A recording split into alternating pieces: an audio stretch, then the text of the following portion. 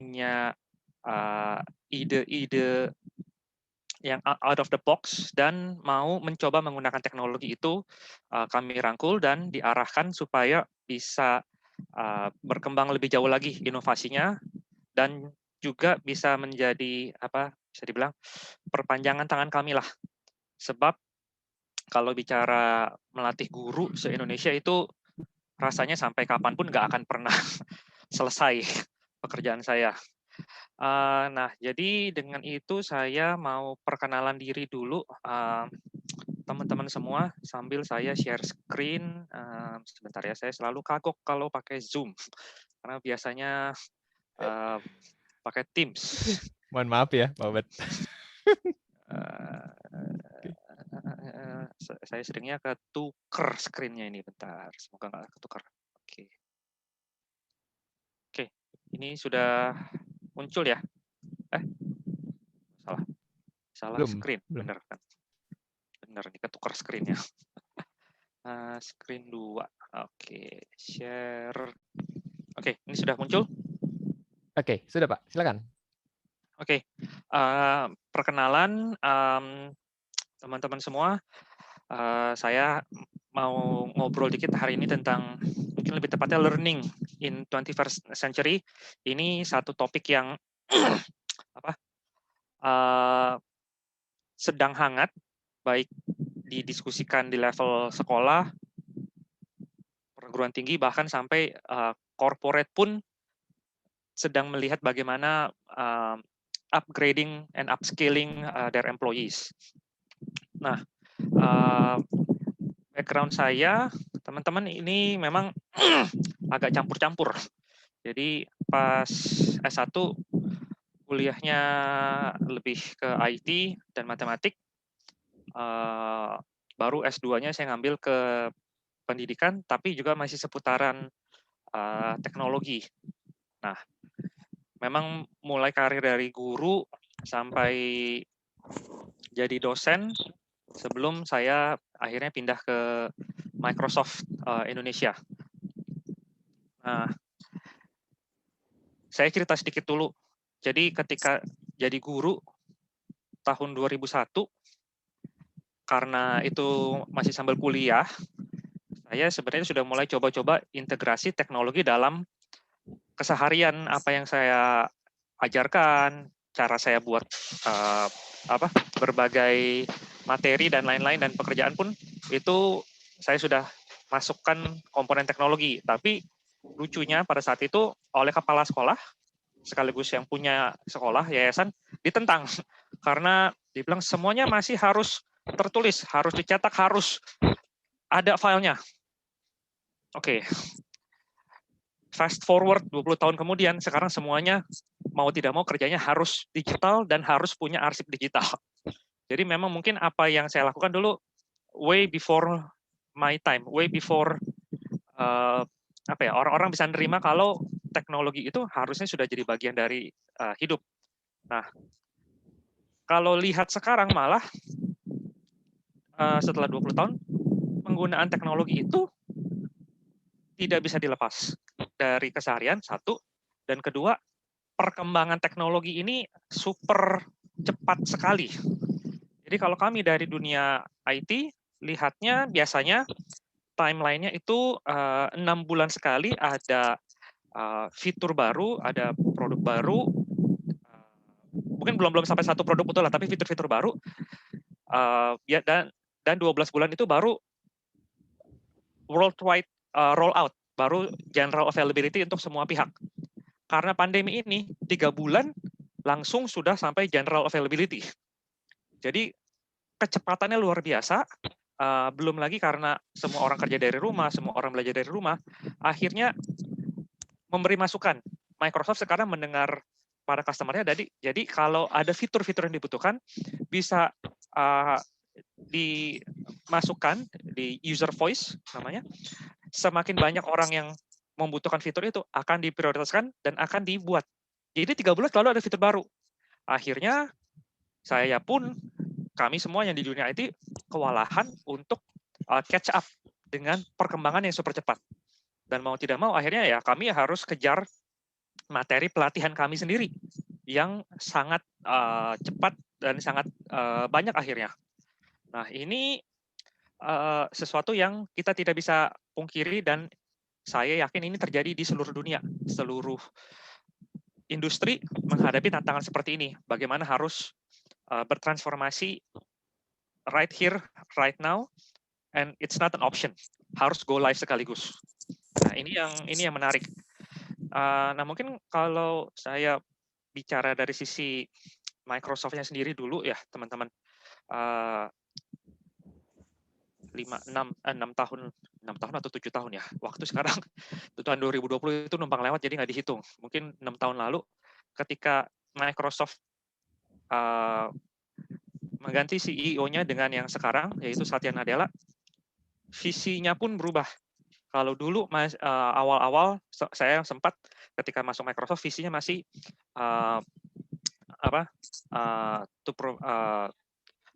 every PC in every home. Dulu itu kan yang terkenal dari zamannya Bill Gates. Steve Ballmer pun masih sama. Tapi begitu ganti ke Satya Nadella, visinya adalah empowering others. The mission is to empower every person and every organization on the planet to achieve more. Artinya teknologi ini harus menjadi katalis supaya setiap orang, setiap institusi, setiap organisasi, setiap siswa, pemerintah, bisnis apapun, they can achieve more. Ini yang menjadi fondasi pemikiran kami semua, kenapa produk-produk kami dikembangkan dan kenapa semuanya menjadi sangat cepat. Because we want to empower every person and every organization on the planet to achieve more. Dan beliau sendiri berkata, kurang lebih 2 bulan setelah pandemi, sekitar bulan Mei 2020, beliau sendiri sudah mengatakan misi Microsoft sekarang ini it has become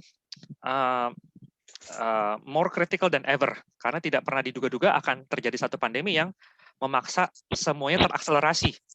Bahkan dalam 2 bulan pertama pandemi kita melihat transformasi digital yang kalau tanpa pandemi baru akan selesai dalam 2 tahun.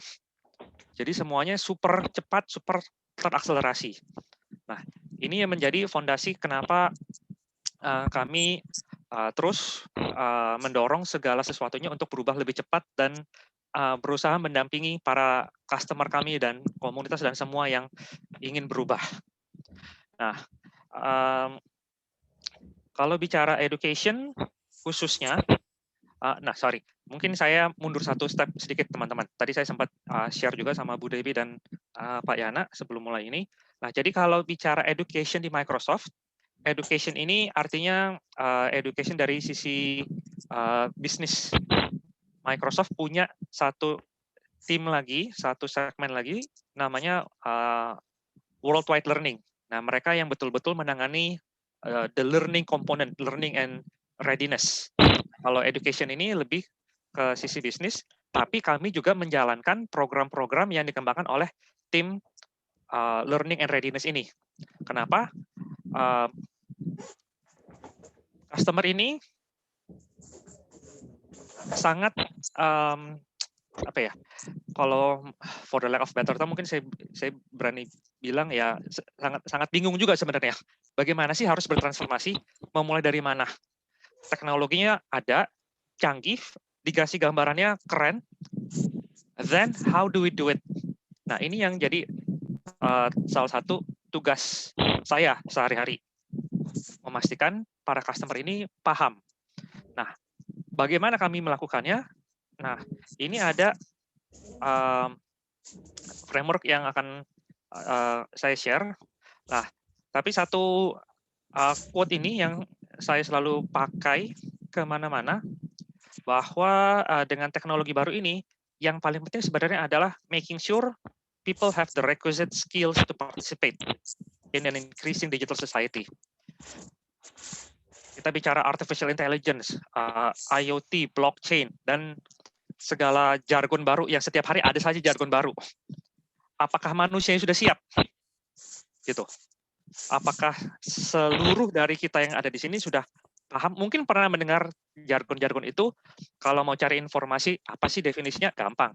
Paham belum tentu. Mampu menggunakannya itu perkara lain. Nah, ini yang jadi salah satu concern Microsoft kenapa manusianya pun harus di upskill dan di upgrade. Nah, framework yang kami pakai ini ada satu framework namanya Education Transformation Framework. Nah, ini konsep berpikir, framework berpikirnya untuk melihat dari berbagai elemen. Nah, nanti mungkin kalau teman-teman pernah lihat atau pernah dengar atau belum pernah dengar, lihat sekarang mungkin tahun depan berkembang lagi, sedikit berubah frameworknya. Dan itu sangat lumrah karena perkembangan dunia ini sangat cepat.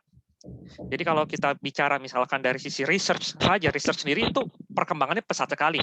Terutama karena contohnya riset vaksin COVID-19 ini, ada yang menggunakan teknologi Microsoft untuk mempercepat simulasinya. Kalau belajar dari sejarah, perkembangan vaksin tercepat sebelum COVID-19 ini adalah waktu itu katanya yang saya baca vaksin campak. Itu pun makan waktu 4 tahun karena butuh eksperimen dan uji coba ke manusia berkali-kali. Belum bisa disimulasikan. Nah, sekarang dengan high performance computing, semuanya bisa disimulasi dan waktunya dipercepat luar biasa, sehingga sebelum 12 bulan pandemi berjalan pun sudah ada varian vaksinnya. Memang belum sempurna, tapi sudah bisa dapat varian vaksin itu sudah luar biasa sekali. Nah, ini bisa dibilang menggunakan beberapa framework yang ada di sini juga, pola berpikirnya. Nah, jadi kalau kita lihat ada banyak, ada 4 pilar utama dari sisi student success, teaching and learning, academic research, secure and connected campus. Ini kondisi ideal memang untuk institusi pendidikan. Nah, kalau ini untuk institusi pendidikan, terutama untuk higher education, kampus, mungkin pertanyaan teman-teman, loh ngapain dibawa ke sini? Kenapa? Ini kan learning and development untuk corporate. Apa relevansinya? Nah, ada beberapa sub tema lagi, teman-teman, yang saya rasa ini sangat relevan dengan kondisi siapapun saat ini. Kenapa? Nanti saya akan share lebih detail lagi.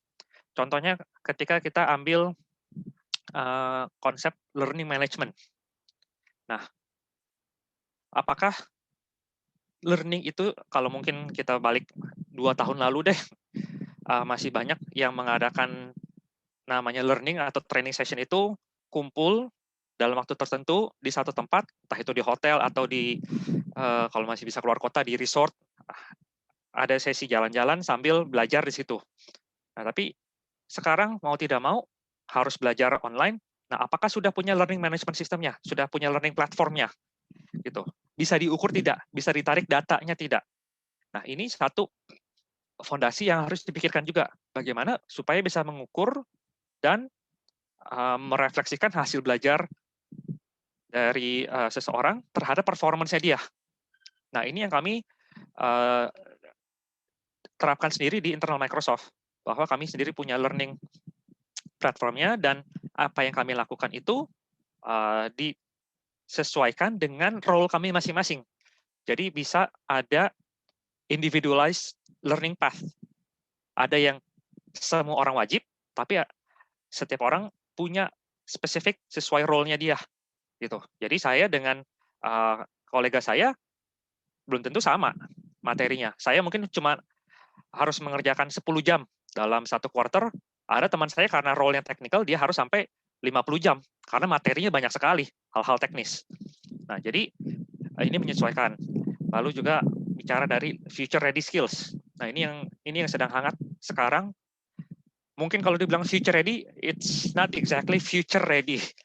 It's now. Ini bicaranya dulu tentang cloud, harus bisa jadi cloud administrator atau CRM administrator and so on. Nah, sekarang harus bisa saat ini juga bagi teman-teman yang sedang mengupgrade, pasti mencari orang-orang juga yang mampu mengerjakan itu. Apakah harus cari dari luar atau bisakah mempromosikan dari dalam? Kalau dia punya kompetensinya, dia punya skills-nya, punya sertifikasinya, gitu. Nah, ini banyak yang bisa dipelajari, teman-teman. Saya nggak akan bahas satu persatu, itu bisa workshop 2 hari sendiri. Biasanya model workshop ini tuh bisa 2 sampai 3 hari untuk total 16 pilar ini. Nah, karena waktunya kita 2 jam, saya nggak mau terlalu detail. Ada resource-nya, nanti saya share di ujung presentasi saya. Nanti silakan teman-teman explore. Ada white paper-nya, ada contoh-contohnya yang mungkin bisa ditarik ke dunia korporat. Nah, intinya objektif dari Education Transformation Framework ini sendiri adalah melihat secara menyeluruh transformasi pendidikannya. Lalu menyiapkan what we want to achieve as an institution, gitu. Dan yang tidak kalah penting adalah how technology can support your transformation dan juga building a digital transformation roadmap. Ini yang sangat urgent sekarang. Semua institusi butuh punya roadmap ini dan ini tidak mudah. Satu, biasanya ujung-ujungnya masalah biaya. Nah, kalau ada masalah biaya, kembali lagi menyesuaikan dengan human resource-nya. Apakah human resource yang ada sekarang mampu di-upgrade, di-upskill, atau apakah harus bawa human resource baru dari luar? Nah, kadang ini kan jadi dilematis. Nah, makanya memang kenapa framework ini sangat terpakai untuk membangun roadmap-nya. Diskusinya mau seperti apa. Nah, ini kalau bicara dari sisi mungkin lebih higher level ya, kita bicara dari sisi konsepnya. Nah, implementasinya seperti apa sih? Saya mungkin mau demo sedikit ya, teman-teman. Tools apa sih yang ada? Kenapa sampai dibilang harus punya framework dan harus punya roadmap? Nah, ada beberapa tools yang saya mau share. Ya, kan tadi saya jelaskan di awal, tim education itu ujung-ujungnya urusan bisnis, jadi pasti selalu setiap ada kesempatan berusaha jualan juga lah. Nah, konsepnya begini, teman-teman. Dengan sekarang kita tidak bisa berkumpul untuk belajar, untuk demo, biasanya yang dilakukan orang dari L&D adalah mereka nyari konten yang siap. Itu tidak salah karena banyak provider yang punya konten sudah jadi dan tinggal dipakai dan relevan. Namun mungkin ada beberapa konsep, terutama kita bicara misalkan tentang kultur perusahaan. Ini kan yang harus dipahami dan diterima oleh semua employee, khususnya bagi employee baru ini paling sulit. Karena tidak bisa ketemu, saya selalu pakai mindsetnya Microsoft ya, karena saya sudah 14 bulan di rumah terus, ini tidak boleh ke kantor, jadi tidak bisa ketemu teman-teman. Nah, ada beberapa teman baru yang baru join sepanjang pandemi ini, saya belum pernah ketemu sampai sekarang, tapi mereka tetap bisa memahami kultur Microsoft itu seperti apa, dan apa yang harus mereka pahami semua, itu dikembangkan oleh internal. Nah, untuk teman-teman di corporate, mungkin bisa manfaatkan tools seperti ini. Toolsnya nggak susah-susah, kita bisa pakai PowerPoint saja kok, PowerPoint dan Microsoft Forms misalkan. Nah, mungkin bertanya, PowerPoint emang bisa apa lagi sih? Selain slideshow seperti yang saya lakukan ini, emang fiturnya secanggih apa? Nah, mungkin saya sambil iseng tanya aja deh teman-teman di sini, sambil raise hand aja kalau ada yang pernah dengar atau sudah pernah pakai. Apakah gini, raise hand kalau jawabannya iya, kalau tidak berarti tidak usah angkat tangan. Nah, apakah PowerPoint ini bisa dipakai untuk membuat video? Teman-teman ada yang tahu kah? Oke. Banyak yang raise hand. Ya, lumayan. Nah, buat video, nah, tahukah teman-teman kalau PowerPoint itu bisa dipakai untuk merekam video apa? Mungkin kalau saya bilangnya self presentation video ya. Oke, beberapa ya sudah tahu. Nah, tahukah sekarang kalau PowerPoint pun bisa diselipkan forms untuk mendapat feedback dari ini langsung dari usernya langsung. Jadi yang kalau sudah mengerjakan video menonton video itu dia bisa langsung kasih feedback. Nah, tinggal 2 yang recent. Tinggal 2. Oh, 3. Ya. Nah, berarti memang kebanyakan masih belum tahu. Nah, ada lagi nanti fitur yang menarik bahwa PowerPoint pun bisa dipakai sebagai tools untuk latihan presentasi orang-orang. Jadi bukan, let me make that clearer. Jadi bukan latihan presentasi dia jalanin slide, tapi sambil bicara dan ada feedbacknya itu ada fitur otomatis. Jadi kalau bicara untuk salesperson atau orang marketing atau siapapun yang perlu latihan, nah, ada toolsnya yang bisa dipakai untuk mengukur apakah cara kita presentasi ini sudah cukup menarik, apakah kecepatan bicaranya sudah sesuai, gitu. Nah, ini banyak tools-tools yang ada dan itu bisa dipakai untuk pengembangan diri. Biasanya kalau presentasi harus di depan orang, sekarang kalau di depan layar, orang matiin layar nggak tahu orangnya ada atau enggak kan. Gitu, bisa aja orangnya pasang ke kamar mandi atau makan atau meeting lain sebelahnya udah nggak dengerin nggak tahu kan. Nah ini ada tools dengan feedback otomatis. Ini saya coba demo sebentar.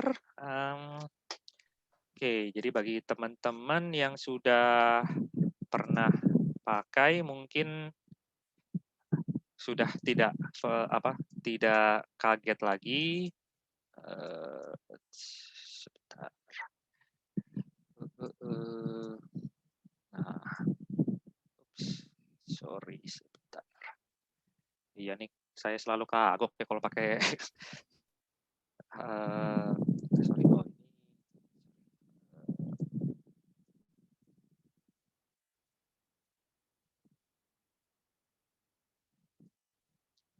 Oke, nah ini misalkan saya tambahkan satu slide di sini. Nah ini semoga berjalan ya. Kadang kalau sambil kameranya dipakai, saya matikan kamera saya dulu supaya kamera ini tidak muncul video saya di Zoom, tapi bisa jalan di screen. Oke, nah saya ketika membuat materi, saya misalkan mau bicara tentang ini karyawan, company culture untuk semua karyawan baru yang masuk. Nah, saya bisa tambahkan apapun di sini, saya bisa tambahkan drawing, bisa tambahkan materi seperti biasa. Nah, saya bisa sambil rekam video untuk bicara. Nah, ini saya iseng-iseng saya tambahkan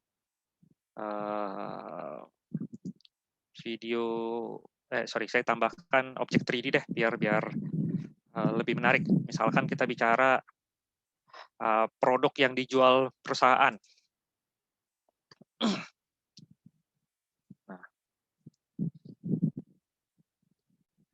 misalkan kita bicara produk yang dijual perusahaan sebagai salah satu materinya. Nah, sambil kita melakukan rekaman. Kita record. Nah, ini akan bicara. Ketika saya record, saya bisa cerita sambil menjalankan slide-nya. Nah, ini adalah produk, ini adalah produk utama yang kita jual di perusahaan ini. Setiap orang harus bisa menjual produk ini. Gitu. Nah, saya stop. Sorry, kepencet lagi. Lalu kita bisa replay.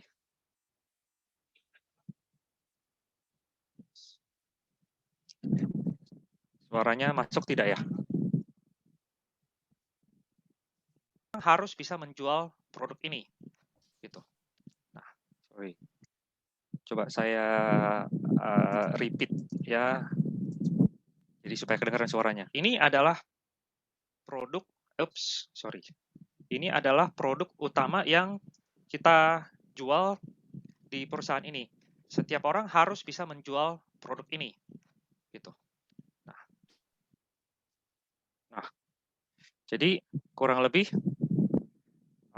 salah satu contohnya seperti itu untuk membuat rekaman sehingga kita bisa lakukan sendiri. Nah, saya tambahkan lagi forms-nya tadi.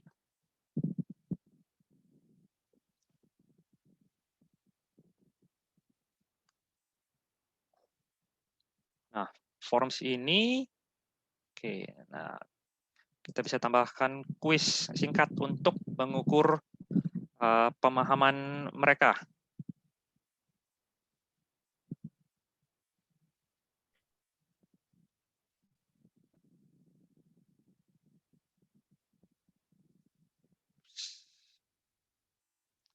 Oke, misalkan kita buat kuis dulu.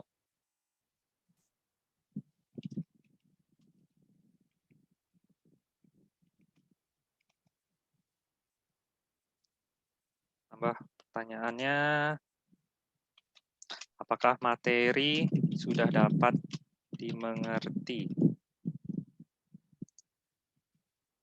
Ya, tidak, gitu. Nah, ini kan sudah otomatis tersimpan. Nah, kita bisa langsung masukkan dalam sini.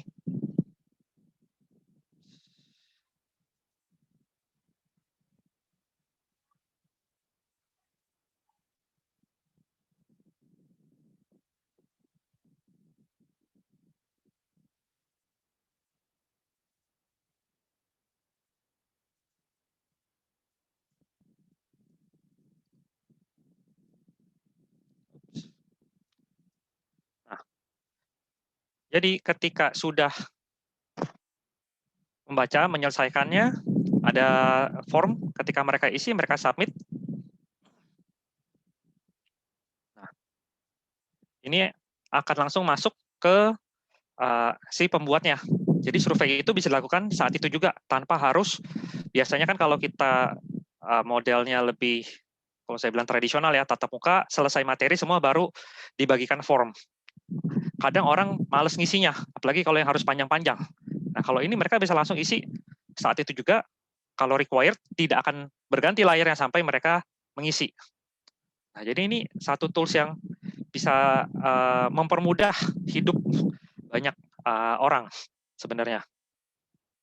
Nah, itu dari sisi forms dan video tadi. Nah, satu lagi yang saya mau share ini bagaimana kita bisa melakukan training, mungkin khususnya untuk tim sales atau anak-anak yang masih baru, untuk bicara mengenai presentasi. Nah, ini layar saya terlihat ya, yang ada slide PowerPoint ini. Nah, ini memang dilakukannya secara online. Ini bisa, jadi yang kita lakukan adalah simpan file presentasinya, PowerPoint-nya di OneDrive.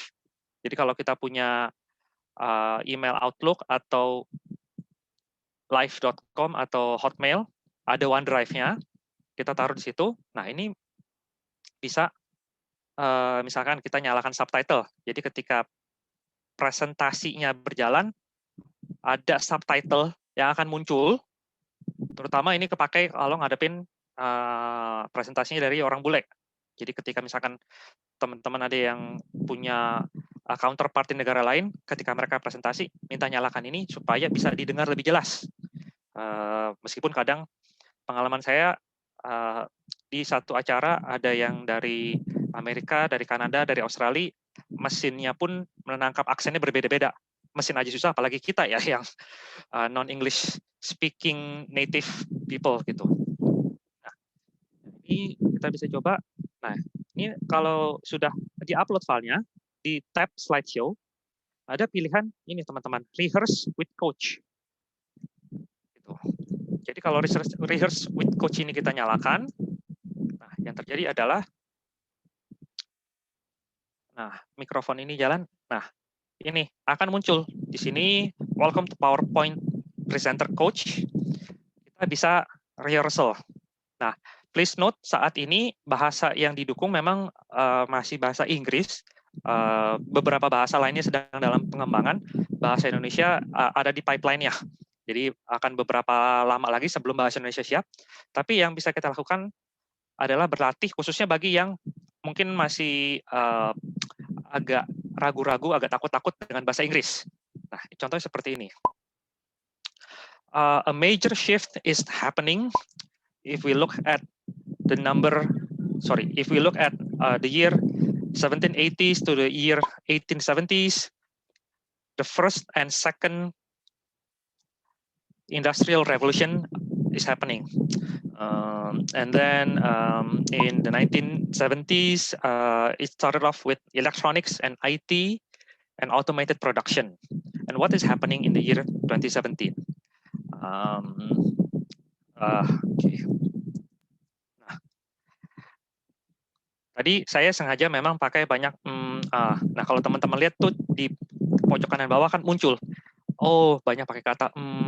Kadang kan kita refleks kalau presentasi, kalau kagok atau nervous, kadang suka pakai filler words. Nah, dia bisa deteksi apa sih yang dimunculkan. Nah, kadang kita nggak sadar.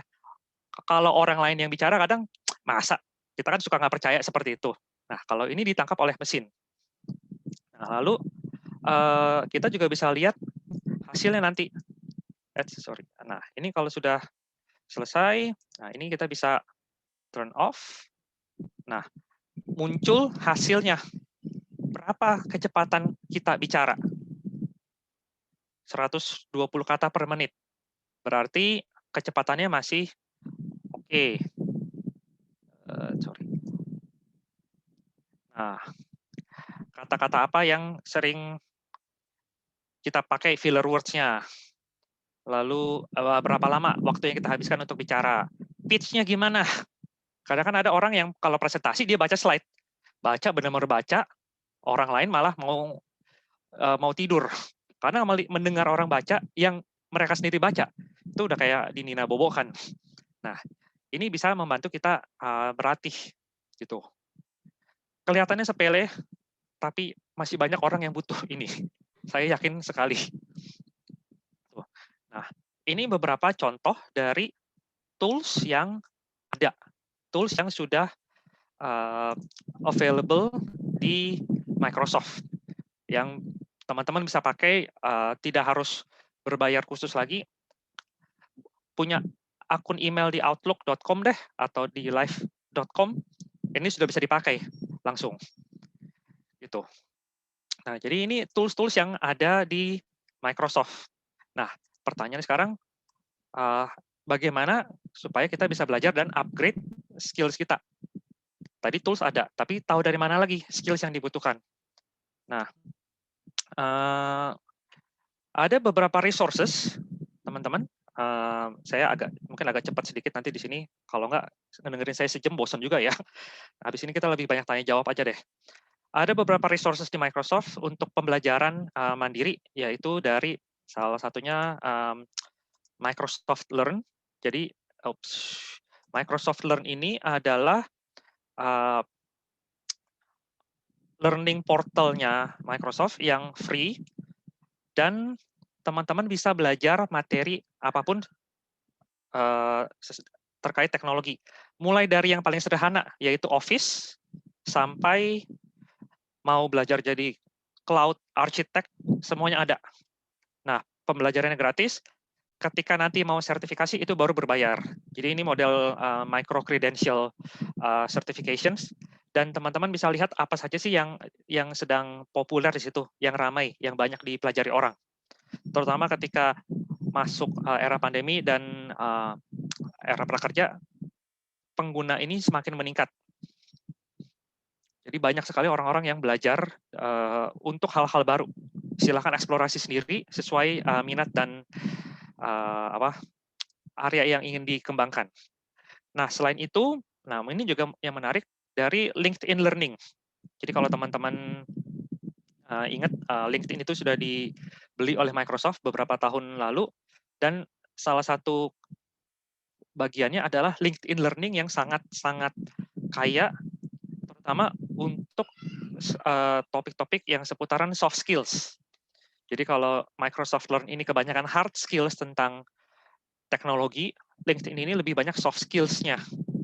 Sama ada pathway-nya juga, ada learning path-nya juga, silakan pilih area mana yang teman-teman ingin kembangkan lebih lanjut gitu, atau menugaskan orang untuk menyelesaikan. Jadi bisa berlaku dua arah gitu. Nah, ini titipan saya sebenarnya. Ini mungkin sesuatu yang kelihatannya sepele dan mungkin kalau ditanya ke L&D ini buat apa sih? Ada satu materi dari Microsoft Educator Center namanya Digital Citizenship. Nah, kenapa saya titip ini? Teman-teman kalau sempat tolong dibuka-buka, dibaca-baca, itu kontennya sangat bagus, didesain untuk anak sekolah, untuk jenjang SD, SMP, SMA, ada kelihatannya sepele, tapi itu masih banyak sekali orang dewasa pun sekarang belum paham konsep itu. Jadi ini sangat bagus untuk disebarluaskan. Bahasanya Inggris, tapi sangat sederhana dengan contoh-contoh yang mudah sekali dipahami. Dan ini penting sekali di era semuanya serba online. Bagaimana kita menjaga informasi, menjaga diri, menjaga keselamatan, tidak segampang itu berbagi informasi dan lainnya. Nah, jadi itu yang saya titip untuk teman-teman pelajari dan mungkin disebarkan kalau memang berminat, itu sangat perlu sekali gitu. Nah, ini resources-nya, silakan dieksplorasi, banyak sekali materi dan ini baru sebagian kecil saja gitu. Jadi ya kita lebih banyak diskusi lah habis ini daripada terlalu lama dengerin saya ngomong, bisa 2 jam nggak selesai ini kalau nggak di stop gitu. Nah, kurang lebih paparan dari saya ini agak sedikit kepanjangan dari ekspektasi saya pribadi. Silakan Pak Yana, mau dibuka sesi tanya jawabnya bagaimana atau diskusi langsung? Oke. Open mic.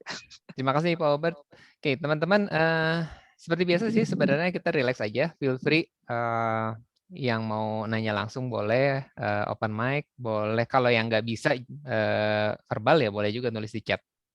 Ini pertanyaan dari Kang Aviantara nih. Itu PowerPoint berapa? Kayaknya itu 365 ya? PowerPoint 2016 pun bisa, 2019 bisa, 365 bisa. Yang penting, untuk yang versi mana, untuk fitur apa dulu nih? Kalau recording itu sebenarnya dari 2013 pun sudah bisa. 2013 bisa, 2016 dan 2019 itu semakin lengkap fiturnya. Kalau bisa pakai 365 karena akan mengikuti versi terbaru, selalu ada update-nya, kapanpun kita pakai tinggal di-update saja. Kalau untuk yang coach rehearsal itu, saat ini memang harus upload. Jadi ketika PowerPoint-nya sudah jadi, kita simpan di OneDrive, buka pakai PowerPoint online. Itu kalau di mail live.com, outlook.com, itu ada pilihannya open file with PowerPoint online. Nah, rehearse-nya di situ. Otomatis. Oke, berarti kepisah sama yang ada bukan di desktop ya gitu. Proses si coach-nya itu. Ya, itu online karena dia pakai machine learning. Oke, thank you Pak Obat. Nah ini Mas Dana udah resen, silakan Mas Dana. Halo Pak Robert, selamat siang. Perkenalkan saya Dana dari PT AstraZeneca. Sebelumnya mohon maaf nih karena sinyal saya jelek, jadi saya nggak aktifin video ya. Santai Pak. Jika tadi saya sempat terpotong tadi, barangkali mungkin menjelaskan saya nggak dengar. Nah saya ini menariknya gini, di perusahaan saya itu kebetulan kerjasama dengan Microsoft, terutama Microsoft Teams ya. Itu kerjasama. Jadi kita benar-benar mengeksplor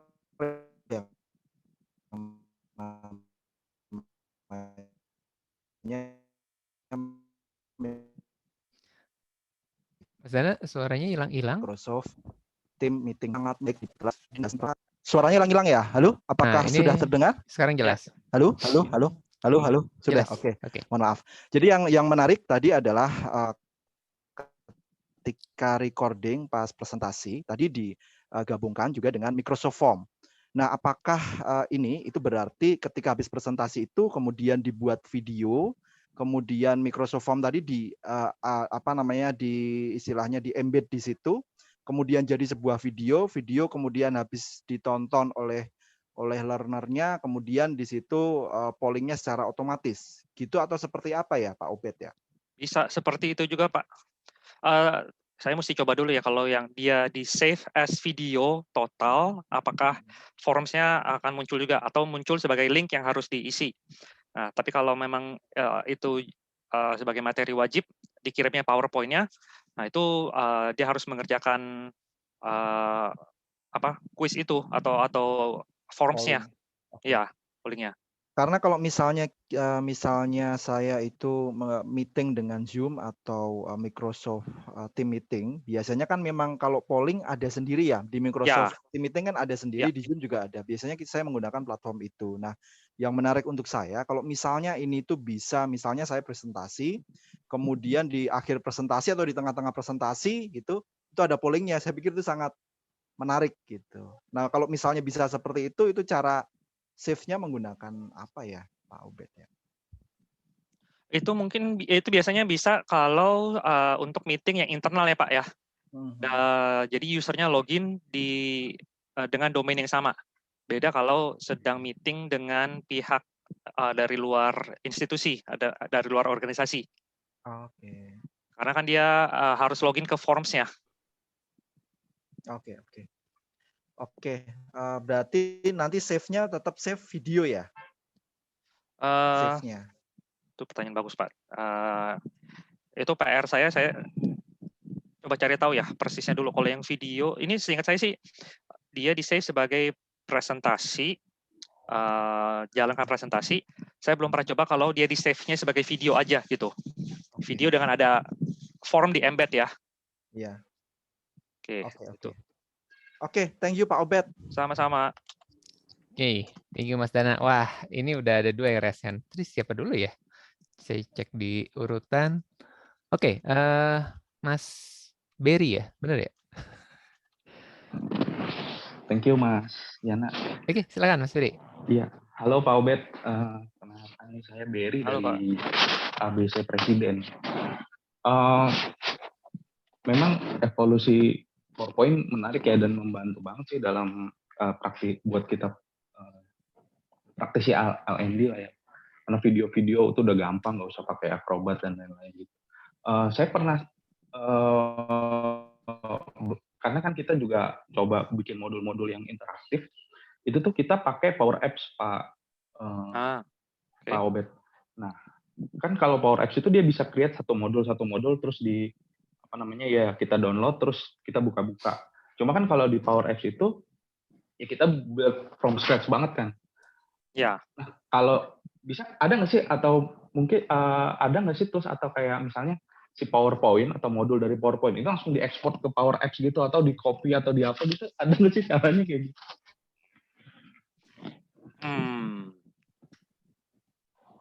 PowerPoint langsung di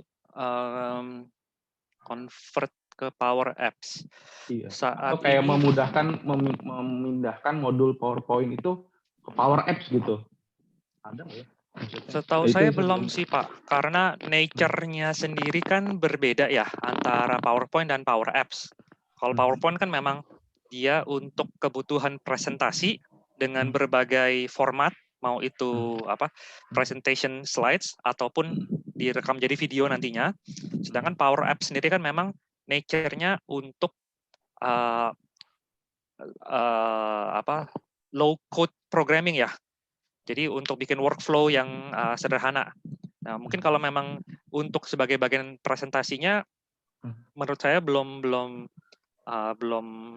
akurat, tapi bisa jadi ya ini yang dipakai untuk mengirimkan modul yang harus dikerjakan oleh misalkan karyawan bagian tertentu untuk diselesaikan bisa tuh pakai Power Apps.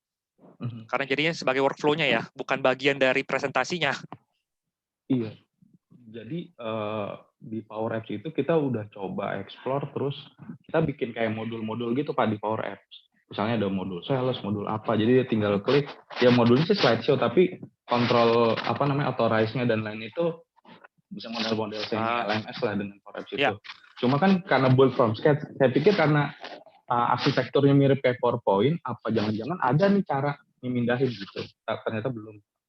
Beda sih Pak. Tapi saya salut sih Pak kalau bikin quote-unquote mini LMS pakai Power Apps itu lumayan juga sih. Iya. Workflow-nya kan banyak. Kita udah karena udah coba sih Pak memang waktu itu dibantu third party. Kita bikin kayak modul, terus modul sales gitu. Terus ya karena semua bisa buka akun asal punya Office 365 kan dia bisa buka di mana aja gitu. Nah, itu sangat membantu sih untuk knowledge management lah gitu. Nah, cuma kan PR-nya tadi bikinnya modul satu karena kan kerjasama lagi sama third party kan repot lagi gitu. Jadi kalau saat ini saya bilang belum bisa Pak, tapi tidak tahu 3 bulan lagi atau 6 bulan lagi apakah muncul fitur itu. Iya.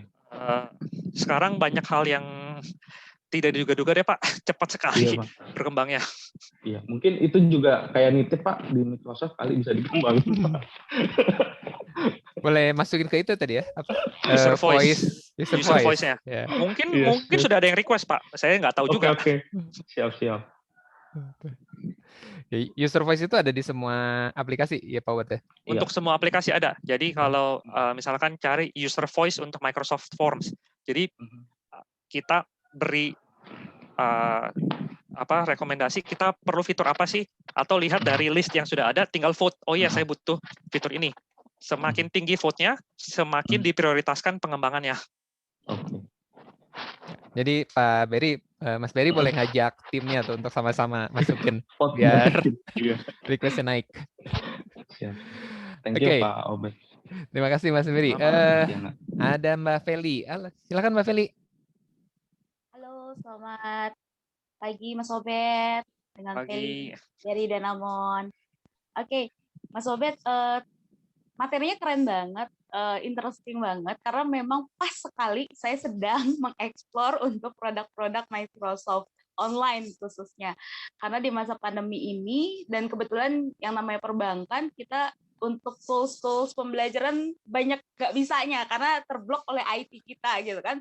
Mau pakai aplikasi apa nggak bisa kita gunakan di laptop kami, dan kebetulan perusahaan kami memang menggunakan produk dari Microsoft, dan kemarin baru explore bersama IT kami untuk bagaimana nih memaksimalkan tools Microsoft ini untuk di L&D gitu. Dan kami udah coba untuk tadi PPT online, form Microsoft, dan juga Excel untuk aktivitas di kelas gitu, sehingga peserta menggunakan kalau ada suatu aktivitas collaboration kita pakai itu gitu. Jadi misalnya ada kelas tentang agile di mana kita mau buat suatu praktek, kita pakai PPT untuk mereka bisa kolaborasi, atau bisa pakai Excel. Kalau dulu ada yang namanya Google spreadsheet gitu, kita nggak bisa pakai waktu itu, akhirnya tersolusi lah dengan yang namanya si Excel online ini. Nah, pertanyaan aku adalah, bisa nggak sih kalau misalnya kita sudah ada PPT nih, let's say si pengajarnya nih, trainernya gitu kan, mempersiapkan PPT, dan kita sudah share linknya misalnya kepada peserta gitu untuk PPT online, sehingga mereka bisa masuk bersama-sama di situ. Tetapi begitu ada aktivitas, let's say misalnya kita mau ada kegiatan group discussion menggunakan Excel gitu, itu bisa nge-link seperti tadi form gitu. Pada saat video bisa ada formnya tuh gitu. Nah itu bisa nggak sih nge-link seperti itu sehingga cukup dengan satu link saja gitu, tidak butuh dengan link-link lain untuk kita share lagi. Oke, untuk Excel online-nya di share lagi linknya gitu. Sejauh ini saya pakai beberapa link, sehingga kalau misalnya kita mau aktivitas pakai Excel, saya share lagi link untuk link collaboration-nya gitu. Bisa nggak sih kita bisa modifikasi seperti itu, Pak Obed? Jadi lebih simple gitu. Pada prinsipnya bisa saja dalam satu PowerPoint slide itu nanti ada linknya lagi di dalamnya, atau misalkan kita embed file Excel di dalamnya. mereka bisa buka. Nah, tapi pertanyaannya bagus sih, kalau itu dikolaborasikan, apa bisa dibuka bersama-sama, dan ketika ada yang edit, apakah itu akan tersimpan? Karena biasanya kalau seperti itu tersimpannya di dalam satu file itu ya. Nah, kalau mau seperti itu sih, saran saya mungkin pakai OneNote. Pernah eksplorasi belum pakai OneNote? Belum sampai ke OneNote sih. Nah, sebenarnya OneNote itu lebih menarik, terutama kalau kita bicara kolaborasi ya. Jadi kalau pakai Teams dan pakai OneNote, sebenarnya gini, paling leluasa kalau pakai Teams. Kan kalau perusahaan sudah pakai Teams, tinggal dokumen itu di-share via Teams. Misalkan dalam satu channel di-share, siapapun yang buka, edit, otomatis kan akan tersimpan di file itu. Ya. Beda kalau dikirim via email, itu dari dulu penyakitnya, ntar lupa ini versi yang mana, orang nggak ganti nama, akhirnya tumpang tindih, berantakan. Tapi kalau pakai Teams, itu pasti bisa tersimpan versi terakhir yang diupdate oleh siapapun, dan bisa terlihat siapa sih yang update terakhir. Misalkan dia tidak sengaja menghapus, kita masih bisa restore versi yang sebelumnya. Itu masih bisa. Nah, cuman kalau Teams itu kan modelnya lebih seperti untuk kolaborasi chatting, dan ini file yang di-share ya. Tapi kalau mau coret-coret kerjaan juga, lebih enak sebenarnya pakai OneNote. OneNote ini kan konsepnya seperti buku catatan. Kalau saya biasanya pakai analoginya itu kayak kalau kita ya zaman kuliah dulu pakai loose leaf lah, ring binder dan loose leaf. OneNote itu seperti ring bindernya, kertasnya bisa ditambahin berapapun sesuai kebutuhan kita.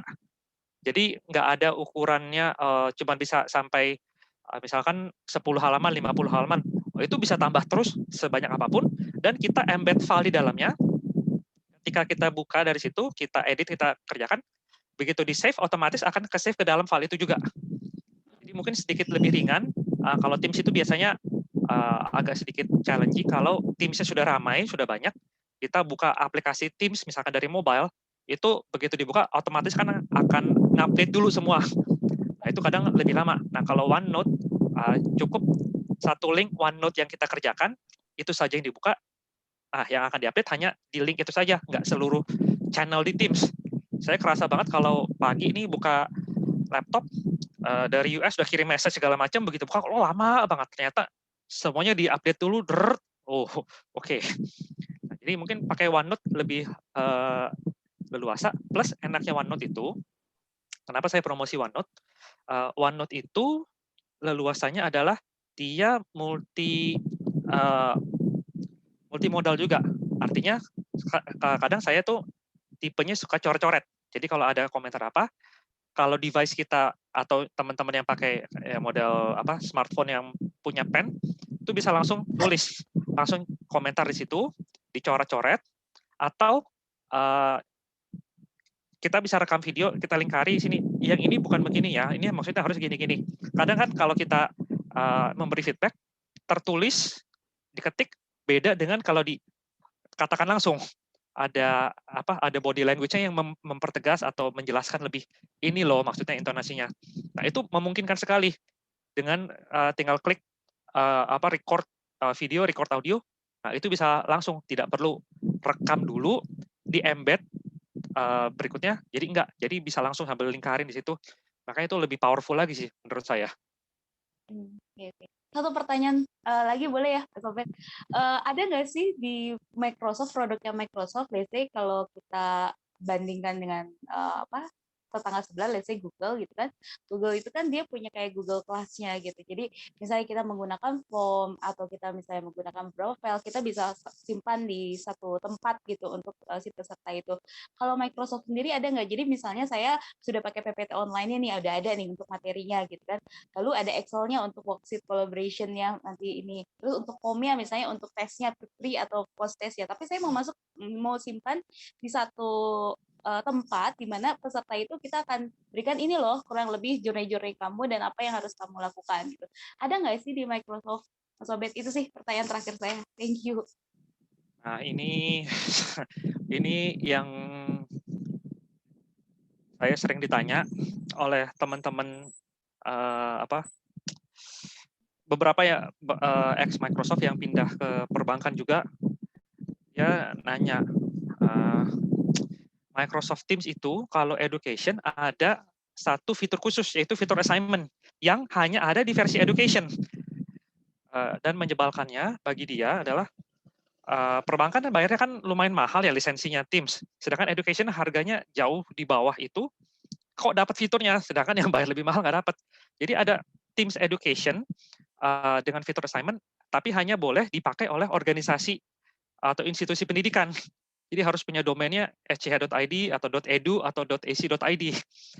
Jadi itu semua yang dipaparkan tadi itu ada, cuma belum dibuka untuk non-education institution.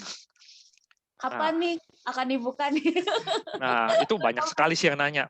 Dan rata-rata yang nanya perbankan semua. Terutama kan perbankan harus ngupdate regulasi cepat sekali ya ke semua employee-nya. Nah, itu yang penting. Biasanya sih paling disiasatinya temporarily ya pakai Teams kan. Teams itu kan kita bisa buat channel dan semua orang misalkan diwajibkan diukur dari seberapa aktifnya mereka dan sudah menyelesaikan tugas-tugas menyelesaikan apa materinya, paling di embed dengan forms ditambahkan kalau mereka sudah selesai. Sementara sih baru disiasati seperti itu. Memang fitur assignment ini dicari banyak orang untuk non akademik. Yang ada sih kalau nggak salah ada aplikasi pihak ketiga sih yang berfungsi seperti itu. Tapi ya biasa kan ada cost lagi dan ada perlu implementasi dulu ya dari IT diperbolehkan atau enggak. Takutnya nanti dia baca data apa saja, tahu-tahu ada data yang keluar. Nah, itu yang memang agak tricky sih jadinya. Itu banyak yang bertanya, bukan satu, bukan Bu Feli doang. Udah banyak yang nanya ke saya. Itu fitur education nggak bisa diekspor ke corporate ya? Belum ada tuh, belum ada kabar. Ditunggu nih Mas Obed, biar kita yang di perbankan bisa lebih maksimal nih dengan produk-produk Microsoft. Thank you. Nanti saya sounding juga. Ya. Terima kasih. Thank you Mbak Feli. Jangan lupa dimasukin ke itu ya, user voice. User voice. User voice. Seperbankan se-Indonesia diajak tuh Mbak Feli, biar naik. Semangat. Oke, ada lagi yang mau bertanya? Nah, kalau enggak, saya sebenarnya udah ada disinggung nih. Saya pengen nanya juga, Pak Obert. Ya. Jadi tadi terutama ke awal tuh yang education framework gitu. Di 4 pilar sebenarnya 2 pilar itu sangat ini banget, sangat relevan banget di corporate ya, yang student access sama teaching itu semuanya dibutuhin di corporate gitu. Mungkin yang agak berbeda ya kayak student recruitment ya, mungkin kalau di corporate kita nggak rekrut ya, tapi student retention gitu, student completion itu banget itu, LMS apalagi. Nah, mungkin yang saya pengen elaborasi lebih dalam, seperti tadi udah disinggung sama Mbak Feli gitu, collaborative learning gitu ya.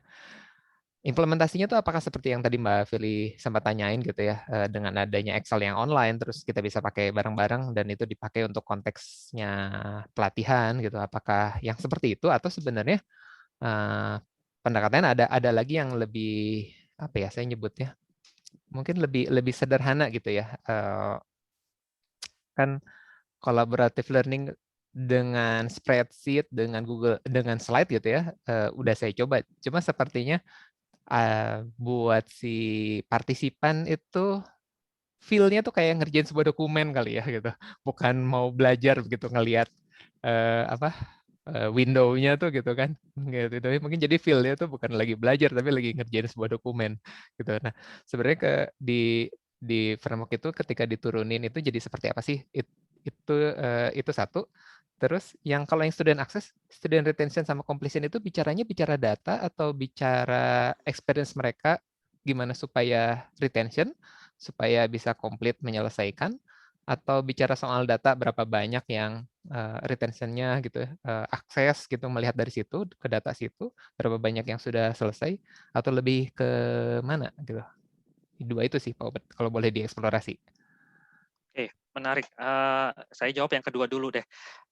Kalau bicara student retention, student success itu, salah satu poinnya adalah bagaimana ini karena konteksnya di education ya, adalah memastikan ketuntasan belajar siswa.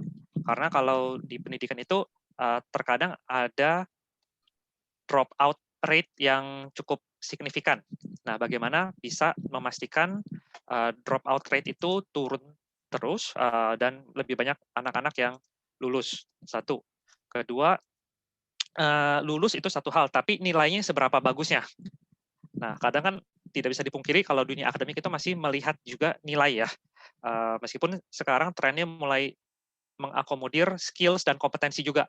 Nah, bagaimana mengukurnya itu? Nah, ini yang menggunakan teknologi. Kalau bicara retention ini, seringkali kan kita bisa lihat polanya sebenarnya. Tantangannya adalah guru dan dosen itu biasanya sudah sangat terbebani dengan beban administratif, sehingga ketika harusnya menganalisa data dan melihat pattern-nya, itu sudah tidak punya waktu. Tapi kalau dengan teknologi itu bisa terbaca polanya siswa ini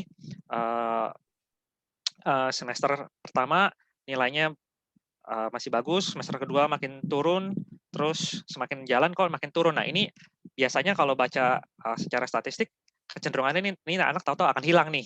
Nah bagaimana kita bisa mendeteksi dan melakukan intervensi terhadap anak-anak tersebut. Satu. Kedua, opsi lainnya juga, bukan opsi, sorry. Fitur lainnya adalah, ini yang sudah diterapkan di beberapa negara lainnya, salah satunya di Singapura, mereka itu bisa sampai deteksi anak ini ada kemungkinan gagal, atau kemungkinan nggak naik, atau kemungkinan nggak lulus, karena berapa tahun ke belakang, dia tidak berhasil atau nilai kurang bagus pada matematika kelas ini, topik ini. Jadi dia bisa sampai analisa seperti itu. Ternyata permasalahannya di gurunya misalkan. Gurunya mengajarkan topik ini ternyata tidak dipahami. Jadi itu merembet sampai ke depan. Jadi kita bicara forecasting. Nah, ini yang menarik karena kan biasanya sudah kejadian baru selalu bicaranya, oh ini harusnya kita bisa hindari nih kalau ini kita lebih aware dari awal. Nah, biasanya kalau sudah sibuk dengan administratif itu tidak akan diperhatikan.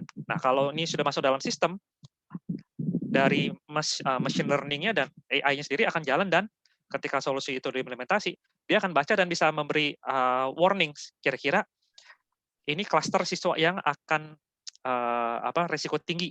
Ini siswa yang journey-nya masih bagus. Nah, ini kemungkinan besar akan sukses gitu. Nah, mereka bisa mapping. Nah, itu sangat membantu, terutama kan kadang namanya manusia ada faktor X yang kita tidak tahu ya. Mungkin ada kondisi keluarga atau kondisi fisiknya atau ada apa. Nah, itu bisa dideteksi dari situ jadinya. Kita bisa intervensi langsung ke manusianya. Nah, itu tools yang menurut saya sangat sangat mahal kalau dikerjakan oleh manusia sendiri ya, karena itu makan resource-nya besar sekali dan mahal sekali. Nah, kalau untuk yang kolaborasi, nah kolaborasi itu tadi bisa dengan apa yang diceritakan Bu Feli, atau kalau mau yang lebih mulanya lebih sederhana dulu nih, misalkan tidak mau terlalu rumit, nah bisa pakai OneNote. Nah, ini saya mau coba share dulu nih. OneNote itu sebenarnya seperti apa sih yang tadi saya cerita itu. Nah, ini saya coba tunjukkan sedikit. Barangnya itu seperti apa. Nah, ini saya buka OneNote-nya yang online ya. OneNote online ini, nah ini memungkinkan kita untuk berkolaborasi, dan saya bisa share satu file ini dengan beberapa orang sekaligus. Nah, ini contoh, sorry saya buka yang ini deh. Kalau yang ini kelas notebook, ini khusus education, ntar nggak nyambung itu bisa diomelin yang lain-lain nih, contohnya nggak sinkron. Nah, ini contohnya seperti ini. Ini saya mengerjakan satu modul dengan tim saya yang berada di luar kota dan di negara lain. Nah, kami buat satu notebook sama-sama. Ini saya bisa buka di desktop juga, aplikasi desktop kalau mau, tapi saya buat di ini aja, di apa namanya, di online biar gampang. Nah, ini saya bisa share resource. Ini benar kan ya? Saya nggak salah buka. Oh ya. Nah, ini saya bisa, dulu ini masuknya di halaman.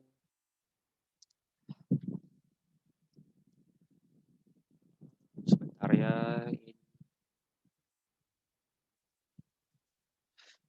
Salah file. Yang ini harusnya. Maaf. Nah, sorry. Kalau yang ini masih pakai kelas notebook. Nah, yang ini. Nah, jadi yang satu tim saya ada di Belgia, satu lagi ada di Denpasar, saya di sini. Nah, ini kita kerja sama-sama nih. Siapapun bisa edit, bisa kasih feedback, dan feedbacknya bisa dalam berbagai bentuk. Nah, kolaborasi di sini bisa dilihat ketika misalkan kita kasih satu project, satu target, semua orang harus berpartisipasi di sini. Nah, berpartisipasinya seperti apa? Banyak orang biasanya cuma lihat, oh begitu ditanya pas meeting, iya udah oke. Nah, kalau di sini mereka bisa disuruh beri input. Jadi mereka bisa apa? Misalkan mereka bisa ketik sendiri di sini, bisa tambahkan, atau mau apa? Rekam audio langsung. Jadi misalkan langsung rekam di sini, sambil bicara langsung embed. Nah, siapapun yang membuka akan bisa mendengar, gitu. Nah, kayak gini nih langsung masuk.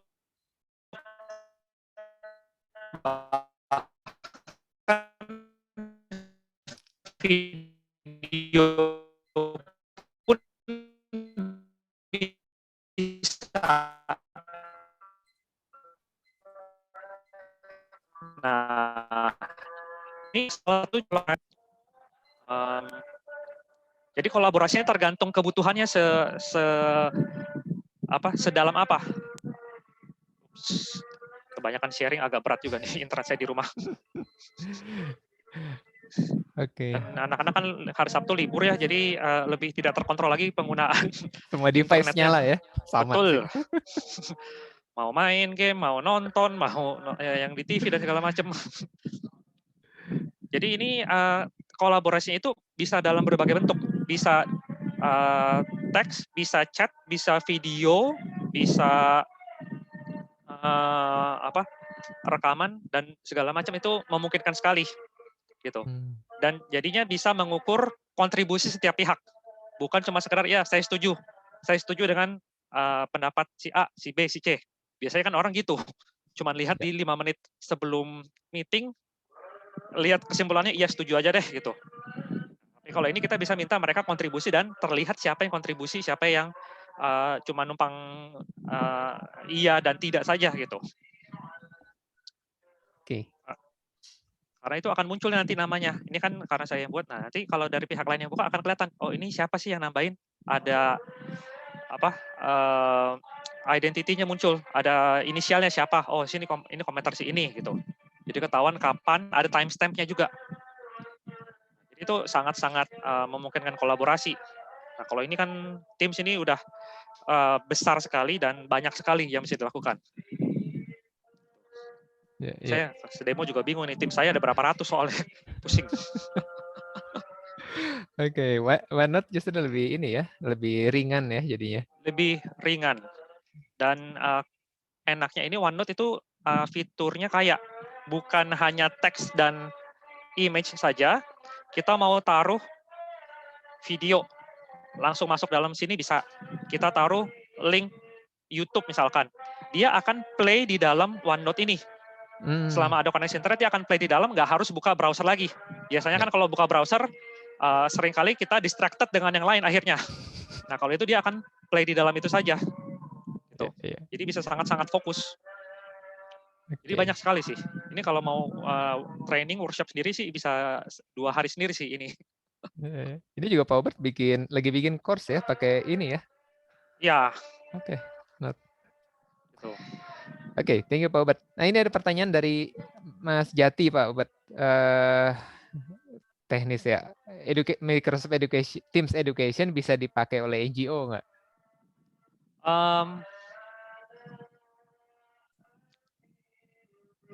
Itu pertanyaan bagus sekali. NGO. Kalau NGO-nya saat ini Teams Education itu bisa dipakai oleh institusi pendidikan resmi di bawah yang terdaftar di bawah Kementerian Pendidikan. Jadi limitasi masih seperti itu. Kalau enggak takutnya sangat rentan di abuse oleh siapapun yang bisa bilangnya mereka institusi pendidikan, tapi ternyata misalkan milik perbankan. Nah, ini harusnya mereka pakai lisensi yang komersial, bukan education. Itu. Oke. Langsung nanya aja deh ya. Iya, Pak Jati. Silakan. Kalau domain.org itu nggak termasuk ya? Harus .acid atau .schid ya? Itu pertanyaan bagus sih, Pak Jati. Ada beberapa sekolah buat website juga domainnya .org atau .net.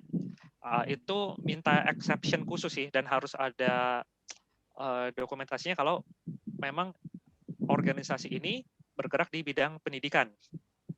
Itu masih memungkinkan. Tapi kalau nggak ada, agak sulit karena yaitu tadi sangat rentan salah gunakan oleh pihak-pihak lain yang harusnya mereka berbayar malah cari yang gratisan. Berarti yang education itu gratis ya atau gimana?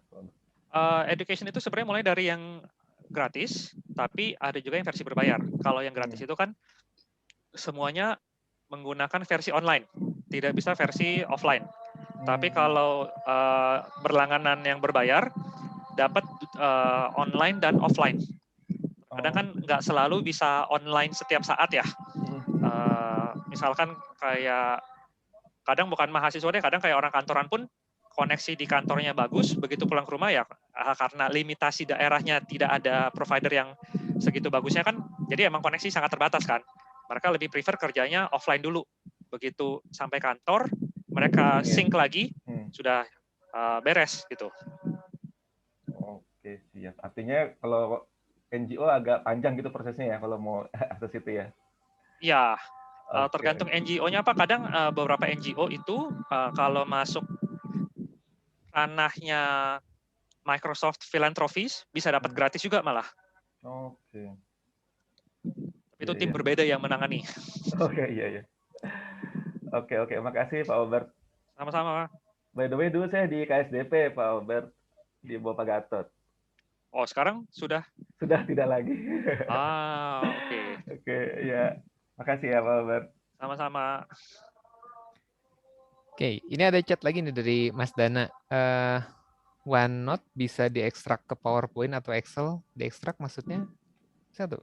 Nah, biasanya kebalikan sih, Pak Dana. Jadi, konten Excel ditaruh di OneNote bisa, tapi formulanya kalau di paste saja sebagai tabel nggak muncul formulanya, tapi kita bisa embed filenya ke dalam OneNote. Nah, itu lebih leluasa jadinya. Jadi semua formula dan semua kalau PowerPoint ada animasi transisinya semua itu jalan. Gitu. Nah, menariknya OneNote. Menariknya gini, Mas Dana, OneNote itu kalau hilang Mas Dana suaranya.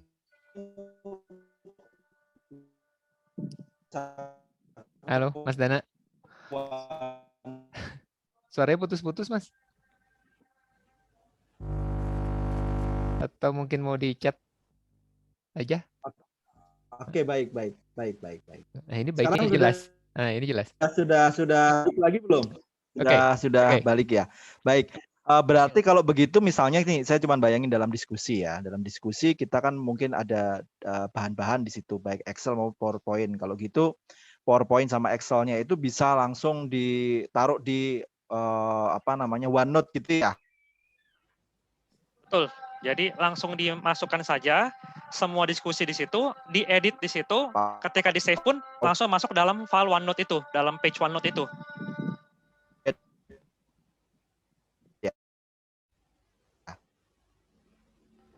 Oh, tadi juga menjawab pertanyaan sebelumnya. Ya. Putus lagi Mas Dana.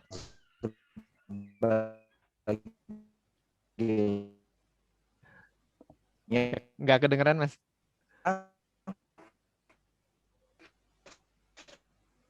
Wah, susah nih Mas Dana pakai GSM nih, geser sedikit mati. Kayaknya sama semua. Satu kompleks semuanya pakai internet. Iya nih, susah. Tapi tadi yang pertanyaan Mas Dana soal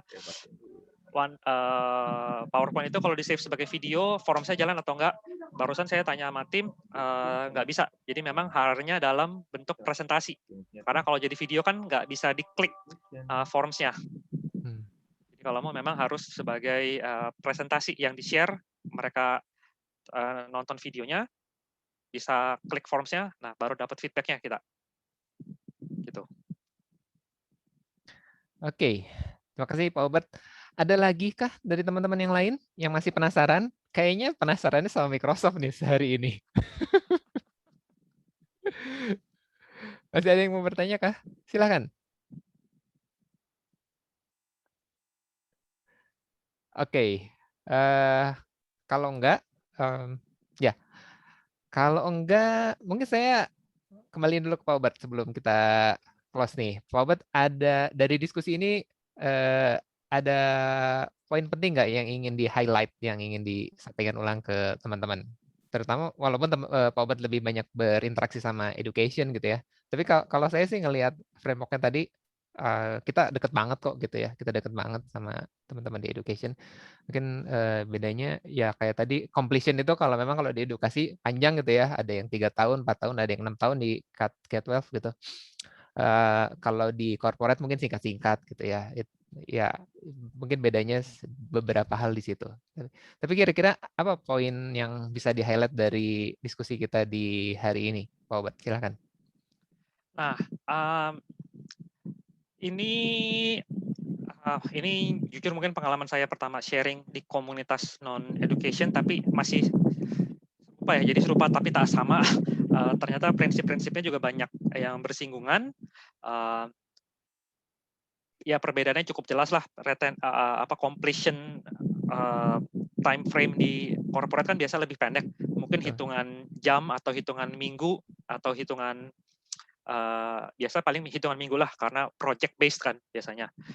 Namun saya yakin prinsip-prinsip ini banyak yang bisa diadopsi, terutama ketika Microsoft mengembangkan framework education transformation ini, itu berdasarkan dari riset berbagai institusi pendidikan di dunia.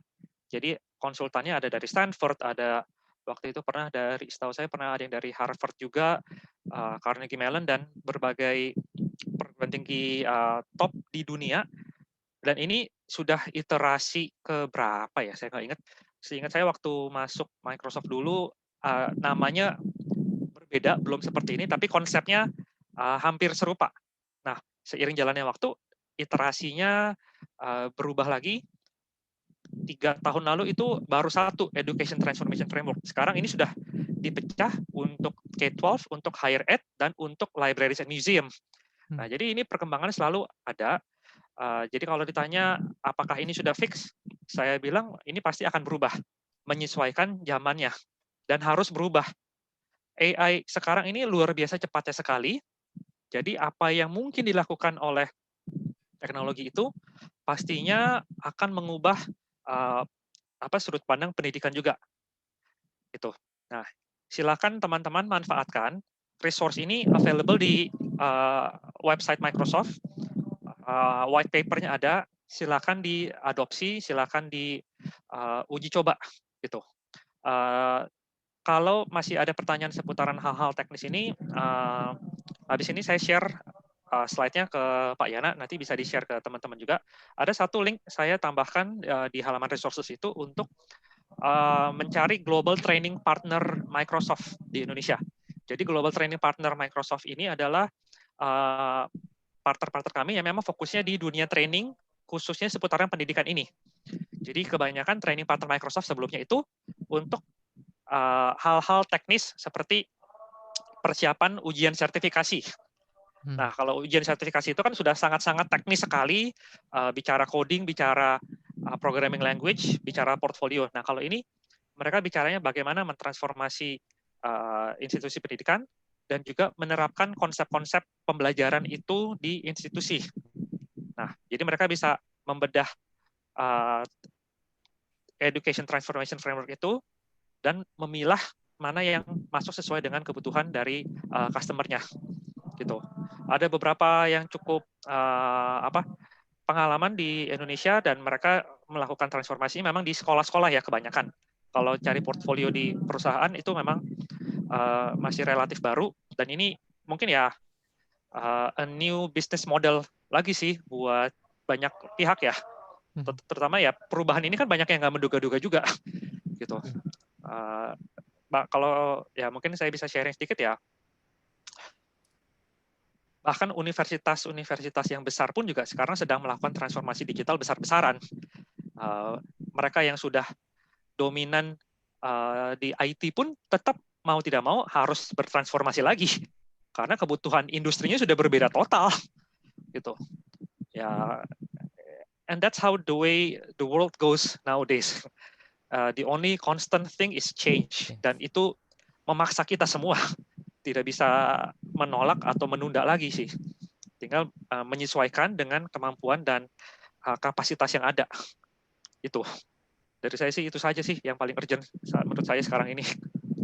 Oke, terima kasih Pak Obert. Yes, Chance. Dan saya yakin teman-teman yang ada di Zoom ini juga berasa banget gitu ya dari Maret 2020 sampai ke sini.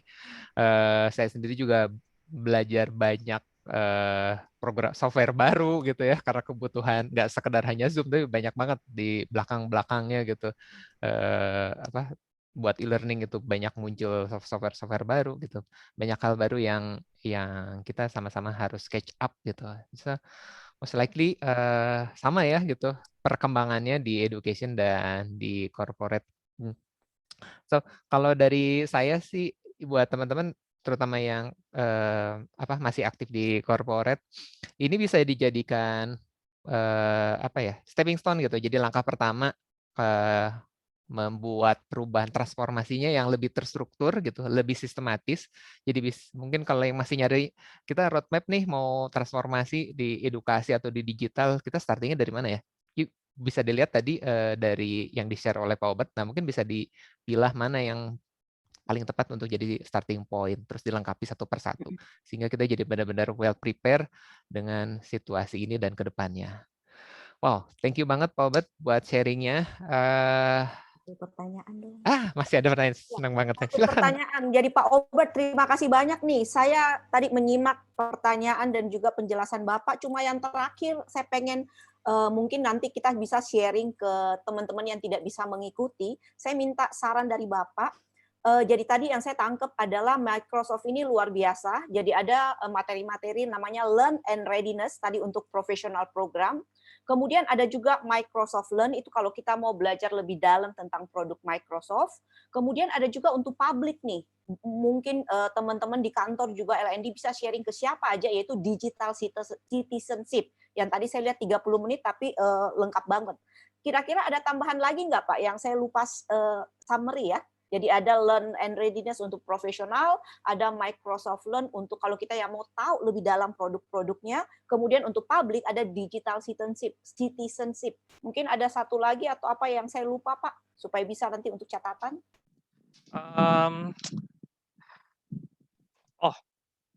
Kami juga punya banyak webinar ya, webinar untuk publik juga untuk belajar tentang teknologi. Ini barusan saya share di chat materi saya ini, link-linknya ada di situ semua. Silakan teman-teman explore. Jadi basically dengan kata kunci Microsoft Learn Education itu munculnya banyak sekali. Jadi resource-nya sangat kaya. itu yang mengerjakan tim yang berbeda-beda di Microsoft, makanya hasilnya tuh banyak luar biasa. Jadi masing-masing punya resource, punya fokus, dibuat. Mungkin beberapa ada yang mirip, tapi saling melengkapi cenderungnya. Ada yang lebih materi teknis, ada yang perkenalan dulu webinar untuk level pimpinan. Kadang kan kalau untuk level misalkan CHRO atau CIO atau COO kan mereka yang penting high levelnya seperti apa. Nah, itu ada dalam bentuk webinar-webinar yang lebih pendek. Kalau untuk hal-hal lebih teknis ada di Microsoft Learn dan resources lainnya. Ini banyak sekali. Saya pun berusaha memilah-milah mana yang paling banyak saya pakai, terutama karena saya memang fokusnya kan di komunitas pendidikan. Nah, jadi resource saya yang di education.microsoft.com saja itu juga setiap minggu ada tambahan baru. Itu juga kejar tayang. Jadi silakan dimanfaatkan teman-teman. It's all for free. Saya yakin education itu irisannya dengan L&D itu sangat banyak. Tinggal diterjemahkan sesuai kebutuhannya saja. Gitu. Terima kasih Pak Obert. Sama-sama. Oke, terima kasih Bu Debbie, Pak Obert. Dan sebelum di close, mudah-mudahan bisa menyalakan kamera. Saya izin dong mendokumentasikan sesi kita hari ini. Yang bisa menyalakan kamera, silahkan. Kalau yang nggak bisa, nggak kenapa-napa. Oke, saya hitung sampai 5 deh sambil memastikan masih ada atau nggak yang menyalakan kamera. 1, 2, 3, 4, 5. Oke, ya nggak apa-apa.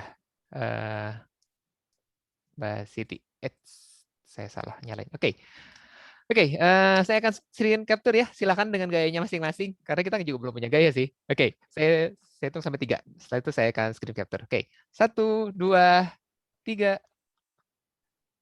Oke, sekali lagi 1, 2, 3. Oke.